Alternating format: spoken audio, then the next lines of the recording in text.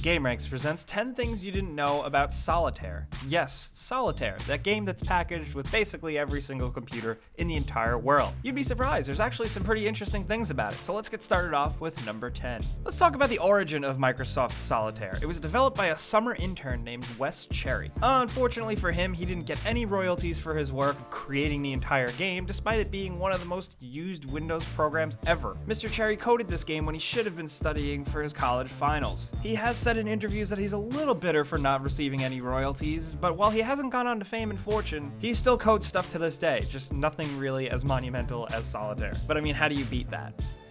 And at number 9, there's actually professional Solitaire players. And I'm not even talking like Solitaire cards on a table, I'm talking Microsoft Solitaire. While this industry didn't exactly take off, and maybe for obvious reasons, in 2002, CNET reported on a woman named Mary Dion who made a modest living playing and winning Solitaire in online gambling games. In 2002, she claimed she made over $250,000 playing Solitaire. She won this just by playing on skill-based sites such as World Winner, which isn't exactly a big thing anymore, and I guess for obvious reasons since they're giving people away hundreds of thousands of dollars to play Solitaire. But it's just crazy to think that there's someone out there who made more money than I will probably ever make in my life just playing Solitaire. Even though a lot of people do kind of technically play Solitaire for a living if you think about it. How many people just sit and play Solitaire at work on their computer? Yeah, exactly. And at number 8, this is very interesting, especially for you smarty pantses out there. Mathematicians and theorists actually struggle to calculate the probability to win a game of Solitaire, and it turns out they're really butthurt about it. In the mathematics and probability fields, this lack of being able to figure out Solitaire is actually considered one of the biggest embarrassments of applied mathematics. This technically goes for a lot of different versions of Solitaire, but Microsoft's version Klondike is no exception. And at number 7, speaking of math, in Windows version of Klondike Solitaire, there are actually 7,000 trillion possible hands. Think about how many hands that really is. 7,000 trillion. That's like some end of Men in Black shit where kind of zooms out and it turns out we're all marbles on a space board game. Does anyone even understand what I'm talking about anymore? I'm making a video about Solitaire. So basically, if you're looking for a game with ultimate longevity and that'll last you basically forever, Solitaire really is it. And to look on the bright side, since we are talking about math, apparently 79% of the games are theoretically winnable. You just have to be smart enough and good enough, which frankly most people apparently aren't. But really, when it comes down to it, the galaxy is on Orion's belt and Solitaire lasts forever.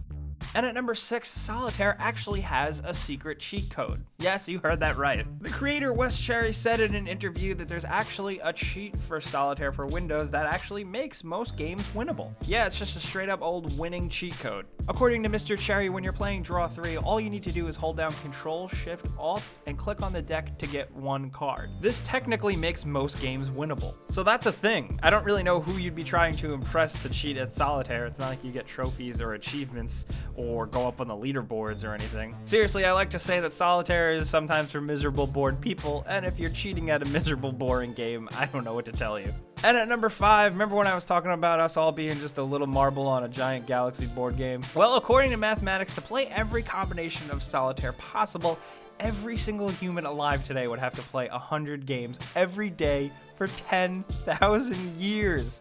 I can't even believe I'm saying this. It's just fun to think about that. That's absolutely crazy. We linked all of our sources down below just so you could read for yourself. And you know what, honestly, imagine we all had to do this. I don't think I could play 100 games of Solitaire every day. I could barely play one game of Solitaire a day. But hey, that's just me.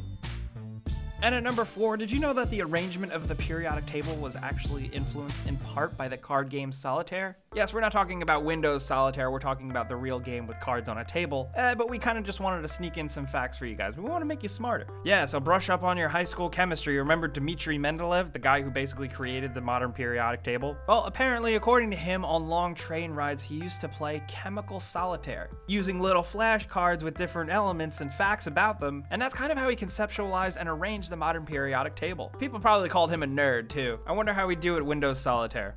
He'd probably freak out if he saw a computer.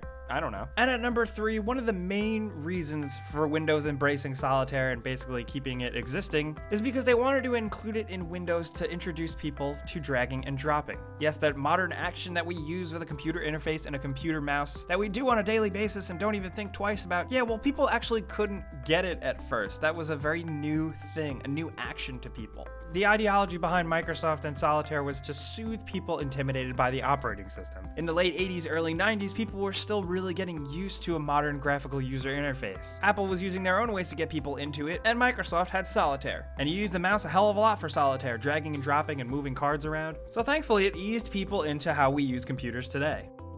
And at number 2, let's talk about Wes Cherry again. Even while he was working on the game and when it was first released, Cherry knew that there was potential and a danger for the game to become a workplace staple. Basically just a giant hit in an office where people can casually waste time on their computer screen while looking busy. According to interviews, he'd actually originally planned to code a boss key into the game, a key that would switch out to desk with some more official work-type looking stuff. You know, in order to trick your boss while he walks by and make yourself look busy. Now, unfortunately, Microsoft thought that was a little shady, so they made him remove the feature before it was actually included in. But for Wes Cherry to predict that early on that it was going to be an addicting hit for people in the modern workplace, that's pretty impressive foresight. If he was only just getting started today, he could probably be killing it on the App Store.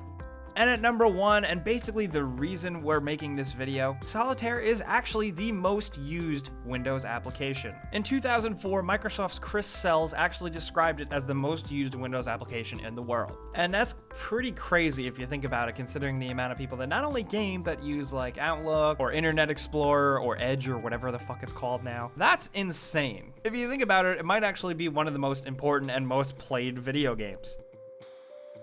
So that's it, guys. That's what I got for you. Solitaire. It's a little more important than you might think. Those are the most interesting things that we could tell you about this pretty important game, but we want to know in the comments what you think about Solitaire. If you like this video and want to see more, clicking the like button helps us out so much. And if you're new, subscribing is a good idea because we put out videos like this every single day. But as always, thanks for watching, and I'll see you guys next time.